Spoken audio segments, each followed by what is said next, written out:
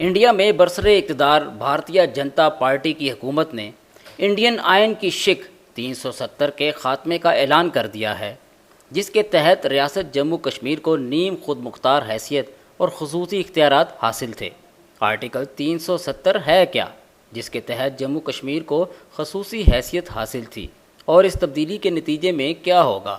تقسیم برصغیر کے وقت راجہ ہری سنگھ، جو کہ اس وقت کے حکمران تھے، انہوں نے انڈیا سے الحاق پر آمادگی کا اظہار کیا تھا۔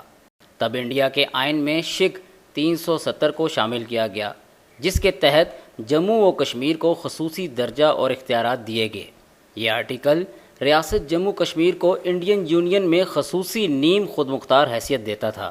اس کے تحت ریاست جموں کشمیر کو ایک خاص مقام حاصل تھا، اور انڈیا کے آئین کی جو دفعات ملک کے دیگر ریاستوں پر لاگو ہوتی تھیں، اس آرٹیکل کے تحت ان کا اطلاق ریاست جموں کشمیر پر نہیں ہو سکتا تھا۔ لیکن بی جے پی کی حکومت کی جانب سے لائی جانے والی اس تبدیلی کے نتیجے میں جموں و کشمیر کو ایک ریاست کا درجہ حاصل نہیں رہا۔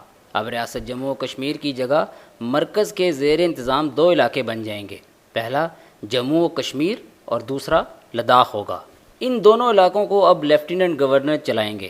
اب انڈیا کے تمام قوانین خود بخود نافذ ہو جائیں گے، اور انڈین سپریم کورٹ کے فیصلوں کا اطلاق بھی اب براہ راست ہوگا۔ جموں و کشمیر کی ریاستی اسمبلی کی مدت بھی 6 کی جگہ 5 برس ہو جائے گی۔ کشمیر میں خواتین کے حوالے سے جو روایتی قوانین نافذ تھے، وہ بھی ختم ہو جائیں گے۔